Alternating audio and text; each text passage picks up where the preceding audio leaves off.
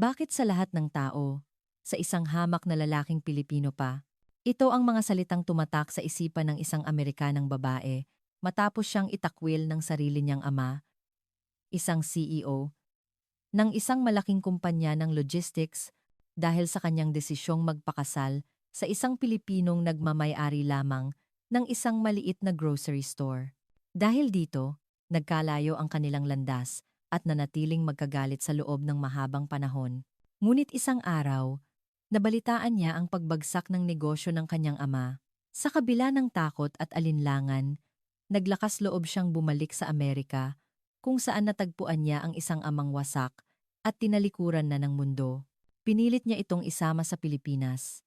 At doon, sa lupaing kanyang bagong tahanan, isang di inaasahang pagbabago ang naganap sa kanyang ama. Ano nga ba ang nagpabago sa puso ng dating CEO na nawalan na ng pag-asa? Pakinggan natin ang kanyang kwento. Magandang araw. Ako si Sarah. Lumaki ako sa ilalim ng matinding sikat ng araw sa Houston, Texas. Ang aking ama ang CEO ng isang malaking korporasyon na may-ari ng mga bodega ng logistics sa buong Texas. Dahil sa kanyang tagumpay, lumaki akong walang anumang pinansyal na alalahanin.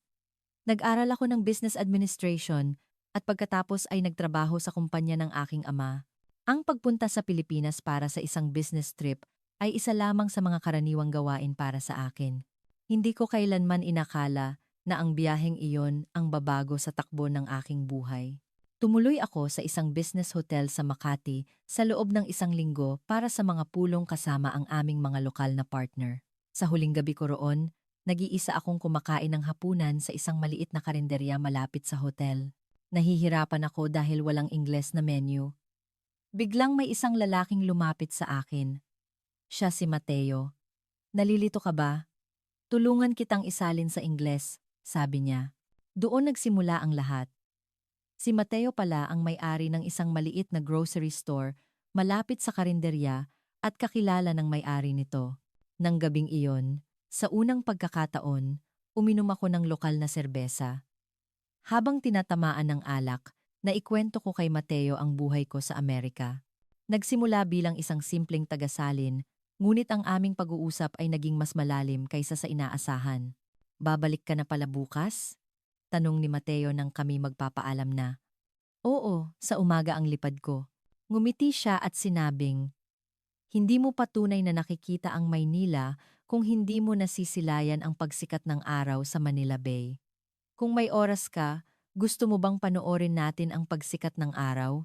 Kaya naman, nagkita kami ng 5:00 ng umaga sa may baybayin, habang pinagmamasdan namin ang dahan-dahang paggising ng tulog na lungsod at ang pagsikat ng araw mula sa abot tanaw ng dagat. Nakaramdam ako ng kakaibang koneksyon sa kanya. Si Mateo ay tahimik, mabait, at walang anumang kayabangan. Ang kanyang pagiging mapagkumbaba ay isang bagong karanasan para sa akin na lumaki sa gitna ng mga mayayabang na negosyante sa Texas. Pagbalik ko sa Amerika, nagpatuloy ang aming komunikasyon sa pamamagitan ng email at video call. Nagsimula sa pag-uusisa tungkol sa aming mga kultura, ang aming pag-uusap ay unti-unting naging pagbabahagi ng aming pang-araw-araw na buhay at mga problema. Pagkalipas ng 3 buwan, kumuha ako ng bakasyon at bumalik sa Pilipinas. Ang bakasyong iyon ay umabot ng 1 buwan. Nahulog ang loob ko kay Mateo. At sa loob ng mahigit 1 taon na pagmamahalan, tinanggap ko ang kanyang alok na magpakasal. Gusto kong makilala ang tatay mo. Pwede ba akong pumunta sa Amerika? Ang mga salita ni Mateo ay nagdulot ng takot sa akin. Hindi ko maisip na tatanggapin ng aking ama, isang CEO ng isang dambuhalang kumpanya, ang isang Pilipinong nagmamay-ari lamang ng isang maliit na grocery store. Ngunit ang pag-ibig ay nagbigay sa akin ng lakas ng loob. Ang araw na ipinakilala ko si Mateo sa aking ama ay isang araw na hinding-hindi ko malilimutan. Isang malamig at matigas na mukha. Isang tingin na puno ng pagkadismaya at galit. Nang gabing iyon, nagkaroon kami ng matinding pagtatalo sa kanyang opisina. Sa lahat ng lalaki sa mundo, isang may-ari lang ng maliit na grocery store ang pinili mo? Saan napunta ang lahat ng edukasyong ibinigay ko sa iyo? Ang kanyang mga salita ay parang mga patalim. Sa unang pagkakataon sa buhay ko, Sinigawan ko ang aking ama. Mas may halaga si Mateo kaysa sa iniisip mo. Hindi pera o posisyon ang basehan ng pagkatao. Pagkatapos kong sabihin iyon, natahimik siya sandali at malamig na nagsalita. Kung gusto mong magpakasal, gawin mo. Pero, wag mong asahan ang basbas ko. Sa araw ng kasal, sa bridal suite, hanggang sa huling sandali ay umaasa akong bubukas ang pinto. Umaasa akong papasok ang aking ama, hahawakan ang aking kamay, at ihahatid ako sa altar. Ngunit hindi bumukas ang pinto. Ang aking ina, na may malungkot na mukha, ang siyang naghatid sa akin. Sa araw ng aking pag-alis papuntang Pilipinas, ang aking ina lang ang naghatid sa akin sa airport. Habang pinipigilan ang mga luha, hinawakan niya ang aking kamay. Mahal ka ng tatay mo. Kailangan lang niya ng panahon. Gusto kong maniwala sa mga salitang iyon. Ngunit habang pinagmamasdan ko ang unti-unting pagliit ng Amerika mula sa bintana ng eroplano, umiyak ako sa takot na baka hinding-hindi na kami magkakaayos. Ang paglipad patungong Pilipinas ay nagsimula ng isang bagong kabanata sa aking buhay, ngunit kasabay nito ay ang tuluyang pagputol ng ugnayan sa aking nakaraan. Ang aming buhay mag-asawa ay nagsimula sa isang maliit na apartment sa Quezon City. At taliwas sa aking inaasahan, ito ay naging masaya at puno ng pagmamahal. Maliit man ang grocery store ni Mateo, ito ay isang lugar na puno ng masasayang kwentuhan at tawanan ng mga taga roon. Nahirapan ako sa Tagalog noong una, ngunit naging matiyaga ang mga suki sa pakikinig sa aking pautal-utal na pananalita. Habang tumutulong ako sa tindahan, unti-unti akong naging bahagi ng komunidad. Si Mateo ay isang taong mas ipinapakita ang pagmamahal sa gawa kaysa sa salita. Ang mainit na kape na inihahanda niya tuwing umaga bago pumasok sa trabaho. Ang payong na lagi niyang ipinapadala kapag umuulan. Ang mga paborito kong pagkain mula sa Amerika na hinahanap niya sa mga import store kapag nalulungkot ako. Ang mga maliliit na bagay na ito ay bumuo ng isang malaking pag-ibig. Kung ikukumpara sa negosyo ng aking ama, ang grocery store ay napakaliit, ngunit sa lugar na iyon, natagpuan ni Mateo ang kanyang sariling halaga. Namimigay siya ng libreng pagkain sa mga kapitbahay na nangangailangan, nagde-deliver sa mga matatandang mag-isa, at mayroon pa siyang maliit na scholarship fund para sa mga bata sa kanilang lugar. Ang puso ni Mateo ay mas malaki pa kaysa sa sukat ng kanyang tindahan. Ang tanging balita mula sa Amerika ay paminsan-minsan lang. Sa pamamagitan ng aking ina, ang aking ama ay hindi pa rin matanggap ang aking desisyon at hindi sinasagot ang aking mga tawag. Sa paglipas ng panahon, halos sumuko na ako sa aming relasyon, ngunit sa isang sulok ng aking puso, hinahangad ko pa rin ang kanyang pagtanggap. Isang umaga, nakatanggap ako ng isang apurahang tawag mula sa aking ina. Sa nanginginig na boses, ibinalita niya ang isang bagay na hindi ka pani-paniwala. Bumagsak ang kumpanya ng tatay mo. Niloko siya ng kanyang kasosyo. Nawala ang lahat sa kanya. Tila huminto ang mundo ko. Ang aking ama, isa sa mga pinakamatagumpay na negosyante sa Texas, ay nawalan ng lahat sa isang iglap. Dahil sa pandaraya ng kanyang pinagkakatiwalaang kasosyo, ang kumpanya ay nalugi. At ang aking ama ay nagkaroon ng malubhang depresyon at hindi na lumalabas ng bahay. Nahihirapan ang tatay mo. Ayaw niyang makipagkita kaninuman at nagkukulong lang sa kwarto. Hindi ko na alam ang gagawin ko. Ramdam ko ang kawalan ng pag-asa sa boses ng aking ina. Ang katotohanang ang aking ama, na buong buhay kong kilalang malakas at puno ng kumpiyansa, ay bumagsak ay isang malaking dagok sa akin. Pagkatapos ng tawag, natulala ako ng matagal. Nang umuwi si Mateo, ipinaliwanag ko sa kanya ang buong sitwasyon. Mateo, nasa mahirap na kalagayan si Papa. Kailangan kong bumalik sa Amerika. Seryosong nakinig si Mateo at tumango. Pagkatapos, tila may naisip siya. Sarah, paano kung dalhin natin ang tatay mo dito sa atin? Dito, pwede siyang magsimulang muli. Noong una, nabigla ako sa kanyang mungkahi. Dalhin ang aking ama sa Pilipinas? Ngunit habang pinag-isipan ko ito, tila magandang ideya. Sa Amerika, maaalala lamang niya ang kanyang kabiguan. Ngunit sa Pilipinas, isang bagong kapaligiran, maaaring makapagsimula siyang muli. Sigurado ka ba? Hindi ka ba maiilang kung dito siya titira? Ngumiti si Mateo at sumagot, "Pamilya tayo." Natural lang na magtulungan. Napaiyak ako sa kanyang mga salita. Nagpapasalamat ako sa malawak na puso ng aking asawa na handang buksan ang aming tahanan para sa isang amang hindi man lang siya binigyan ng ngiti. Nang gabing iyon, nagpasya kaming dalhin ang aking ama sa Pilipinas. Kinabukasan, nag-book ako ng flight papuntang Amerika. Mauuna ako para tingnan ang kalagayan niya at hahanap ng paraan para madala siya dito. Mahigpit na hinawakan ni Mateo ang aking kamay at binigyan ako ng lakas ng loob. Habang papalapit ang araw ng aking pag-alis, pinag-isipan kong mabuti kung paano ko kukumbinsihin ang aking ama.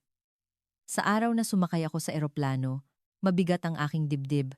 Hinatid ako ni Mateo sa airport at bago ako umalis, mahigpit niyang hinawakan ang aking kamay. Ang init ng kanyang palad ay nagbigay sa akin ng tapang.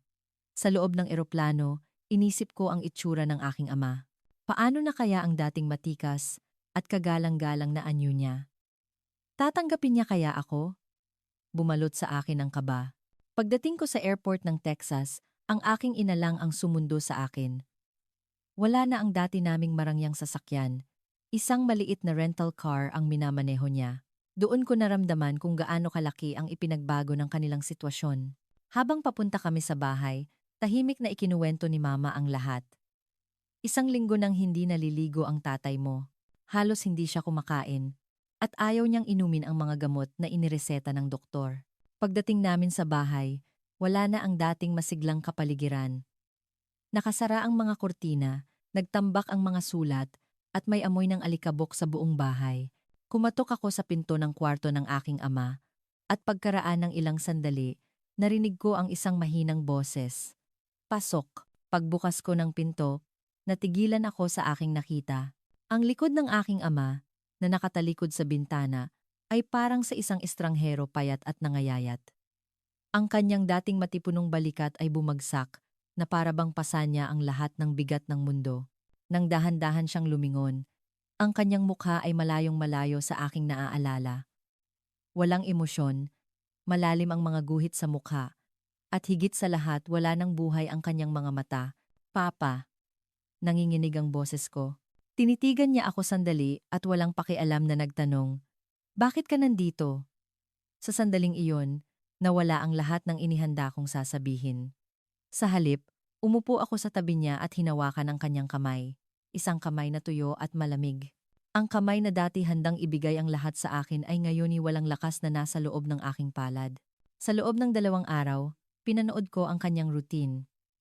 Gigising sa umaga, tutulala sa bintana, at matutulog muli.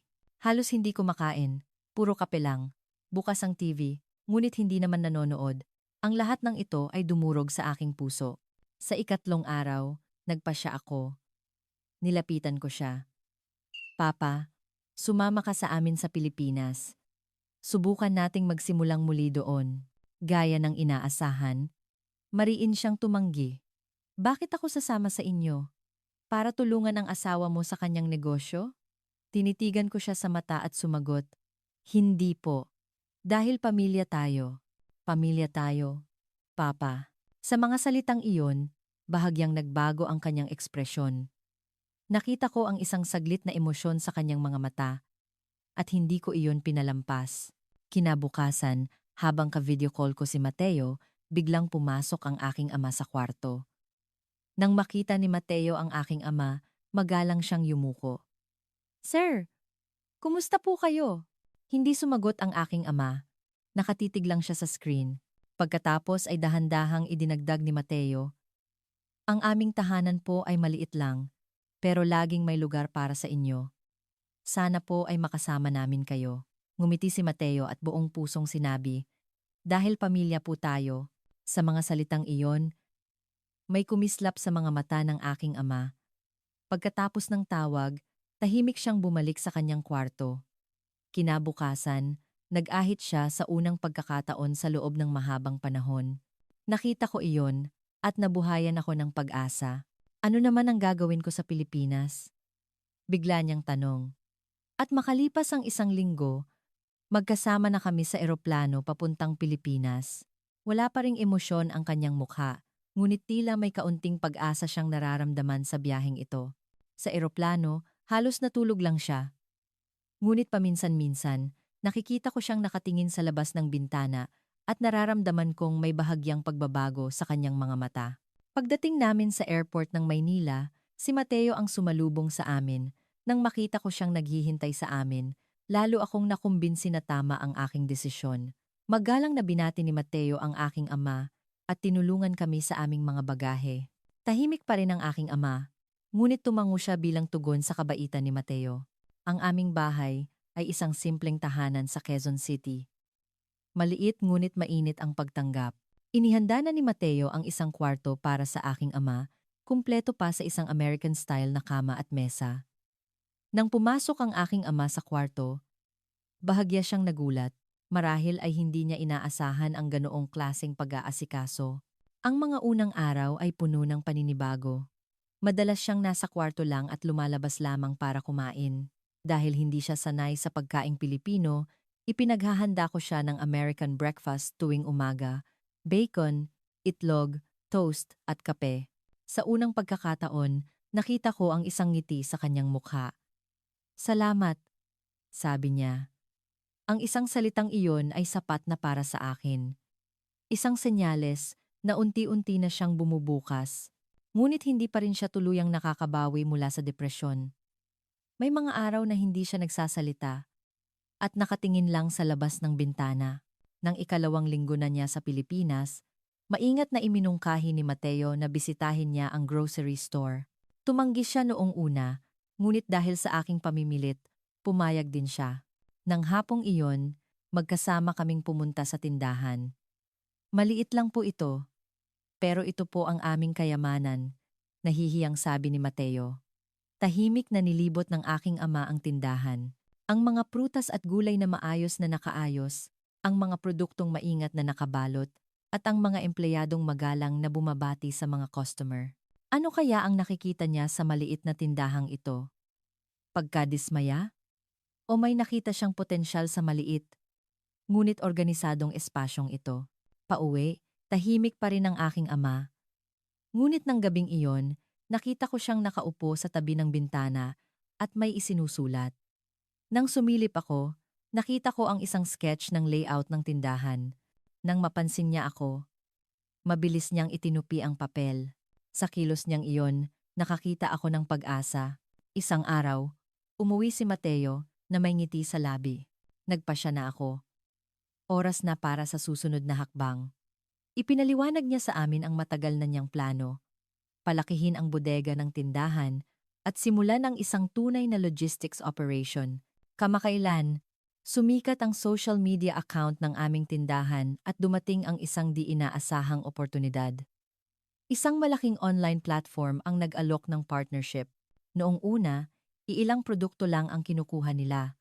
Ngunit dahil sa magandang resulta, gusto na nila kaming gawing opisyal na supplier.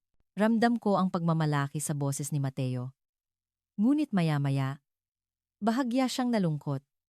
Ang problema, hindi kaya ng kasalukuyang sukat ng tindahan natin. Ang dami ng orders. Kailangan nating palakihin ang bodega at baguhin ang buong sistema ng logistics. Hinawakan ko ang kanyang kamay at pinalakas ang kanyang loob. Ito ay isang malaking oportunidad para sa aming pamilya. At bigla, naisip ko ang aking ama na tahimik na nakikinig. Logistics iyon ang kanyang larangan. Kinabukasan, sinimulan ni Mateo ang demolisyon at pagpapalawak ng bodega. Mula umaga hanggang gabi, pagod na pagod siya, ngunit makikita sa kanyang mga mata ang determinasyon. Pinapanood lamang ng aking ama ang lahat mula sa malayo. Paminsan-minsan, may ibinubulong siya, ngunit hindi direktang nagbibigay ng opinyon. Makalipas ang isang linggo, natapos ang expansion at nagsimula na ang pagbuo ng sistema. Gabi-gabing puyat si Mateo sa paggawa ng mga plano. Dahil dito, iminungkahi ko sa kanya na humingi ng tulong sa aking ama. "Papa, nahihirapan po si Mateo. Malaking tulong po ang karanasan ninyo." Natahimik sandali ang aking ama at malamig na sumagot. "Bakit ko naman kailangang tumulong? Bagsak na ang negosyo ko. Wala na akong maipapayo." Nadismaya ako, ngunit hindi ako sumuko. Kinabukasan, si Mateo na mismo ang naglakas loob na humingi ng tulong. Sa hapagkainan, mapagkumbabang nagsalita si Mateo. Sir, pasensya na po sa abala, pero gusto ko po sanang humingi ng payo tungkol sa pagbuo ng logistic system. Ang inyo pong karanasan ay isang malaking yaman para sa amin. Tinitigan siya ng aking ama sandali at malamig na sumagot. Masama ang pakiramdam ko at hindi na gumagana ang isip ko. Makakagulo lang ako sa inyo. Ngunit hindi sumuko si Mateo. Buong puso siyang nakiusap muli. Sir, hindi po kasing laki ng dati ang hihilingin ko. Gusto ko lang po sanang tulungan ninyo kami sa mga pangunahing kaalaman.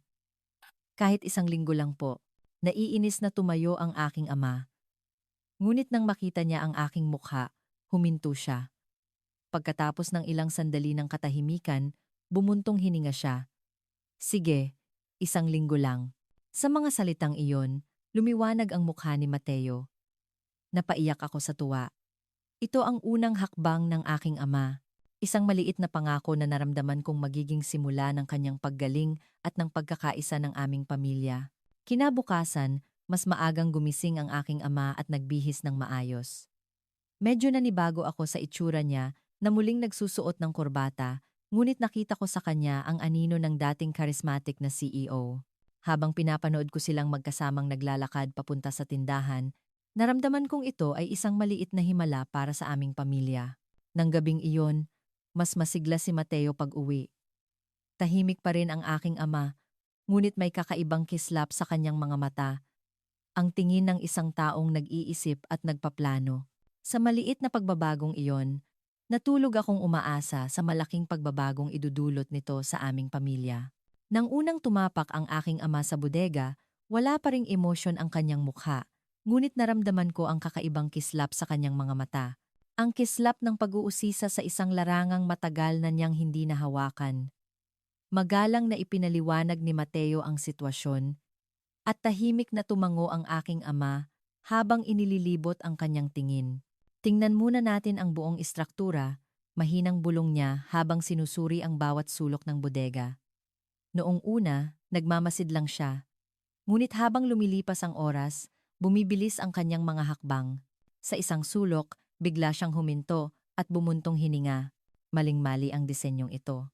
Masyadong komplikado ang daloy ng trabaho. Ganoon natapos ang unang araw. Pauwi, tahimik pa rin siya, ngunit malalim ang iniisip. Nang gabing iyon, napansin kong may ilaw pa sa kanyang kwarto. Nang sumilip ako, nakita ko siyang abala sa pagguhit sa kanyang mesa. Ang makita siyang muling nakatuon sa isang bagay ay nagpainit ng aking puso. Kinabukasan, mas maaga siyang gumising at nagmamadaling nag-asikaso. Sa almusal, iniabot niya kay Mateo ang isang pirasong papel. Ito ang plano ko para sa warehouse. Tingnan mo. Gulat na tinanggap ni Mateo ang papel. Ito ang disenyo ng bodega na ginawa ng aking ama magdamag. Habang tinitingnan ito ni Mateo, napabulala siya. Sir, sa istrukturang ito, tataas ng higit sa 30% ang ating kahusayan. Isang saglit na pagmamalaki ang gumuhit sa mukha ng aking ama, ngunit agad din itong nawala. Mula noon, naging abala na siya sa pag-aayos ng bodega, ang posisyon ng mga estante, ang daloy ng logistics, hanggang sa inventory management system lahat ay sistematiko niyang sinuri. Noong una, nag-aalangan ang mga empleyado sa isang estrangherong Amerikano. Ngunit nang makita nila ang kanyang galing, unti-unti silang nagtiwala. Sa ikatlong araw, nagbigay siya ng unang utos. Ang mga estante dito, 3 beses ang layo ng lalakarin. Kailangan nating baguhin lahat. Nag-atubili ang mga empleyado. Ngunit sa pahintulot ni Mateo, sinimulan nila ang trabaho. Nang maayos ang mga estante, ayon sa kanyang sinabi, kitang-kita ang pagbuti ng daloy ng trabaho. Nabawasan ang oras ng paggalaw, tumaas ang kahusayan, at ngumiti ang mga empleyado. Nang hapong iyon, isang empleyado ang unang ngumiti sa kanya. Sir, salamat po. Mas gumaan ang trabaho namin ngayon. Natigilan sandali ang aking ama sa tawag na sir, ngunit sinuklian niya ito ng isang maliit na ngiti. Mula noon, sir na ang tawag sa kanya ng lahat. Sa unang pagkakataon, nakita kong nagkakaroon siya ng sariling lugar sa Pilipinas. Pagkalipas ng isang linggo, tila bago na ang bodega. Mahusay na daloy, sistematikong inventaryo, at maging ang kapaligiran ng trabaho ay bumuti. Nang malapit nang matapos ang napagkasunduang isang linggo, maingat na nagtanong si Mateo. Sir, kung okay lang po, pwede po ba kayong tumulong pa ng kaunti? Hindi pa po kasi tapos ang sistema. Nag-isip sandali ang aking ama at tumango. Sige, tutulong pa ako. Marami pa tayong kailangang gawin. Nakahinga ako ng maluwag. Patunay ito na nagbabago na siya. Habang abala sa trabaho, bumalik ang sigla sa kanyang mukha. Sa hapunan, paminsan-minsan ay nagkukwento na siya tungkol sa mga nangyari sa bodega. Pagkalipas ng isang buwan, para na siyang ibang tao. Isang araw, dumating ang unang malaking order mula sa online platform. Nataranta si Mateo sa dami, ngunit kalmadong nagbigay ng solusyon ang aking ama. Huwag kang mag-alala, kaya yan ang sistemang binuo natin. At gaya ng sinabi niya, naging matagumpay ang pagproseso ng unang order. Mula noon, dumami pa ang mga order at lumago ang benta ng tindahan. Hindi na lang siya isang tagapayo, siya na ang isa sa mga haligi ng negosyo. Nirespeto siya ng mga empleyado at laging hinihingi ang kanyang opinyon sa mahihirap na desisyon. Isang araw, dumating ang isang krisis. Biglang ipinaalam ng platform na dodoblehin nila ang kanilang order. Hindi ito kakayanin ng kasalukuyang sistema. Gabi-gabing nag-isip si Mateo at sa huli ay humingi ng tulong sa aking ama. Sir, ano po ang gagawin natin? Malaking oportunidad ito para tanggihan, pero hindi natin kaya.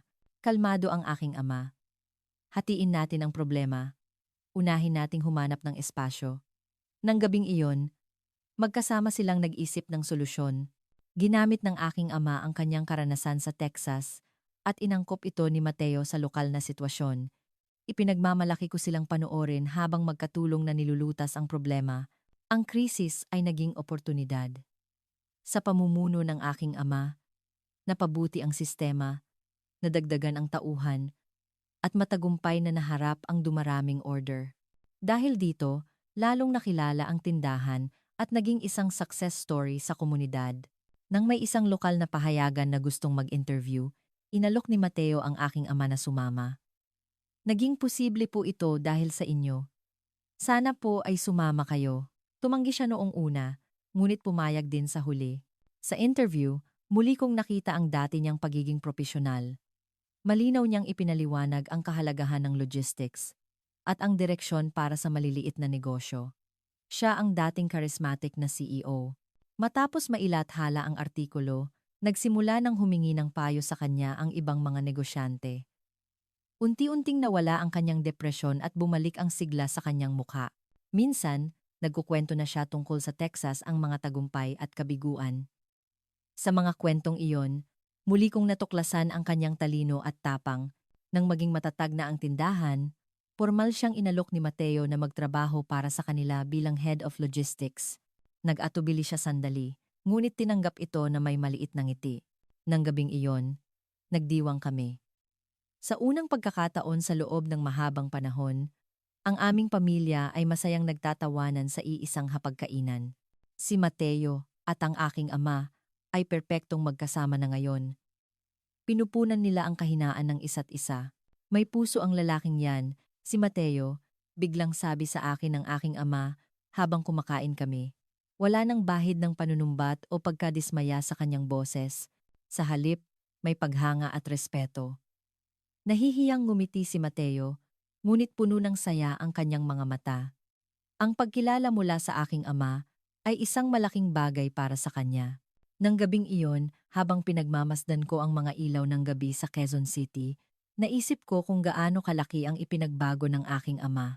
Sa pagiging abala niya, gumaling ang kanyang mga sugat at nakahanap siya ng bagong buhay. Kinabukasan, maaga siyang gumising para maghanda sa trabaho. Hindi na siya naninibago sa pagsusuot ng kurbata. May meeting ako para sa bagong produkto, kailangan kong mauna, sabi niya. Habang pinapanood ko silang magkasabay na naglalakad, para silang matagal nang magkasama. 2 taong mula sa magkaibang mundo, ngayon ay sabay na tinatahak ang iisang landas. Ang paggaling ng aking ama ay hindi lang tungkol sa tagumpay sa negosyo. Ito ay paggaling ng kalooban, pagbabalik ng tiwala sa sarili, at muling pagbubuklod ng pamilya. Ang pagbabagong nagsimula sa isang maliit na grocery store ay nagdala ng pag-asa sa aming lahat. Nagsimulang muling ngumiti ang aking ama at kami ay muling naging isang buong pamilya. Lumipas ang 6 na buwan mula nang dumating ang aking ama sa Pilipinas. Ang dating walang sigla at nalulumbay na anyo ay wala na. Ngayon, siya na ang sentro ng operasyon sa tindahan. Hindi na siya isang tulong lamang. Siya ay isang mahalagang bahagi nito. Maaga siyang pumapasok, nakikipagkwentuhan sa mga empleyado, at sinisiguro na maayos ang lahat. Tinanggap na siya ng lahat, hindi bilang Amerikanong biyenan, kundi bilang kanilang sir. Lumalaki ng lumalaki ang aming negosyo. Dumami ang online sales at kinailangan na naming magtayo ng hiwalay na distribution center. Sa lahat ng ito, ang aking ama ang gumawa ng mahahalagang desisyon na naging dahilan ng aming mahusay na pag-unlad. Isang gabi, umuwi si Mateo na may dalang isang bote ng alak. Espesyal na araw ngayon. Napirmahan na natin ang kontrata para sa ating unang sariling distribution center. Napasigaw ako sa tuwa, maging ang aking ama ay nagpakita ng isang masayang ngiti. Nagdiwang kami. At sa gabing iyon, narinig ko ang kanyang tawang mula sa puso sa unang pagkakataon sa loob ng mahabang panahon. Habang umiinom ng alak, mahina niyang sinabi, "May busilak na puso si Mateo." Akala ko noong una wala siyang patutunguhan. Nagkamali ako. Napaiyak ako sa kanyang mga salita. Ang pagtanggap niya kay Mateo, ito ang sandaling matagal kong hinintay. Pinigilan ko ang aking mga luha at hinawakan ang kanyang kamay. Hindi na ito malamig, ito ay mainit at puno ng lakas. Mahigpit din niyang hinawakan ang aking kamay. "Papa, ang saya-saya ko. Wala nang ibang salitang kailangan." Ang aming mga tingin ay nagsasabi ng lahat. Ang pamilyang dating nagkatalikuran ay ngayon ay muling nagsasalo at nagtatawanan. Mula noon, mas naging aktibo pa ang aking ama. Nagbigay siya ng mga ideya para sa marketing, tulad ng isang proyekto kung saan direkta kaming kukuha ng mga produkto mula sa mga lokal na magsasaka at ikukwento ang kanilang mga buhay. Ang ideyang ito ay lalong nagpainit sa imahe ng aming tindahan. Hindi na niya ito tinitingnan bilang isang negosyo lamang, kundi bilang isang lugar kung saan nagtitipon ang mga tao. Mas inuuna na niya ang halaga kaysa sa laki, ang tao kaysa sa kita. Isang araw, inanyayahan siyang magsalita sa isang pagtitipon ng mga lokal na negosyante. Ang paksa, paano gawing oportunidad ang krisis? Nag-atubili siya, ngunit sa tulong ni Mateo, pumayag din siya. Habang pinapanood ko siyang nagsasalita sa entablado, hindi na siya ang matandang bigo. Puno ng kumpiyansa, buong katapatan niyang ikinuwento ang kanyang pagbagsak at pagbangon at ang mga bagong aral na natutunan niya sa isang maliit na tindahan. Humanga sa kanya ang mga manonood. Mula noon, naging isang respetadong mentor siya sa komunidad. Lumalapit sa kanya ang mga negosyanteng may problema at buong puso niyang ibinabahagi ang kanyang karanasan. Isang taon ang lumipas at nagdaos kami ng isang maliit na party para sa anibersaryo ng tindahan. Sa harap ng lahat, formal na ipinahayag ni Mateo ang aking ama bilang aming Chief Logistics Officer. Nakita kong may luhang namuo sa kanyang mga mata. Pagkatapos ng party, pauwi, bigla niya akong tinanong, "Sarah, masaya ka ba?" Napaisip ako. Ikinumpara ko ang marangyang buhay ko sa Texas at ang simpleng buhay ko ngayon. Malinaw ang sagot, "Opo, Papa. Sobrang saya ko." Ang simpleng buhay na ito kasama si Mateo ang tunay na kaligayahan para sa akin. Natahimik siya sandali at ngumiti. Mabuti naman. Ang makitang masaya ang anak ko, sapat na iyon para sa akin. Muli akong napaiyak. Ang kanyang pagtanggap, ito ang hinangad ko sa buong buhay ko. Naging bahagi na siya ng aming pamilya. Tuwing weekend, nangingisda sila ni Mateo. Minsan, sumasali siya sa chess club ng mga senior citizen. Natuto siyang kumain ng sinigang na ikinagulat naming lahat. Ang negosyo ay patuloy na lumago. Ngunit ang pinakamahalaga ay hindi ang paglago nito, kundi ang pagtibay ng aming pamilya. Wala nang anumang alinlangan sa pagitan nila ni Mateo, para na silang matalik na magkaibigan. Isang araw, nagkasakit ang aking ama. Iniwan ni Mateo ang lahat ng kanyang trabaho para alagaan siya. Ang pag-aalaga niya ay napakanatural. Habang pinapanood ko sila, muli kong naramdaman kung gaano ako kasuwerte. Nang gumaling siya, nagbakasyon kami sa Palawan. Habang nakatingin sa asul na dagat, nakita kong tunay siyang nakapag-relax. Habang naglalakad kami sa dalampasigan, bigla niyang sinabi, "Sarah, patawarin mo ako dahil hindi ako nakapunta sa kasal mo." Matagal nang nangyari iyon, ngunit ang kanyang mga salita ay tumagos sa aking puso. Hinawakan ko ang kanyang kamay. "Okay lang po, Papa. Ang mahalaga ay magkakasama na tayo ngayon." Tumango siya at ngumiti. Ang sakit ng nakaraan ay gumaling na. Ang 3 araw namin sa Palawan ay naging isang espesyal na alaala. Pagbalik namin, lalong naging masigla ang aking ama. Nag-aral pa siya ng Tagalog sa isang local center.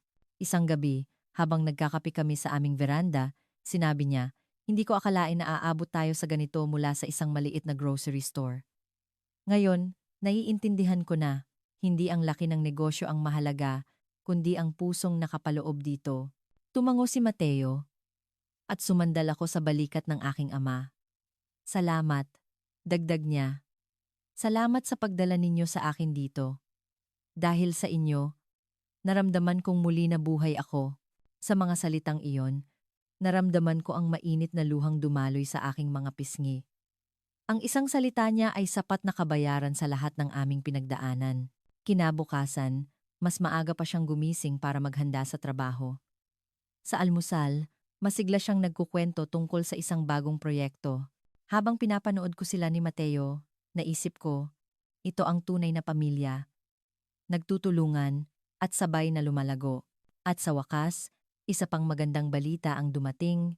Ang aking ina, matapos makita ang pagbabago sa aking ama at ang aming matatag na buhay sa Pilipinas, ay nagpa siyang lumipat na rin dito. Sa simula, isang maikling biyahe lang sana, ngunit nahulog din ang kanyang loob sa kultura at sa aming buhay. Ngayon, ang aming pamilya ay ganap ng buo.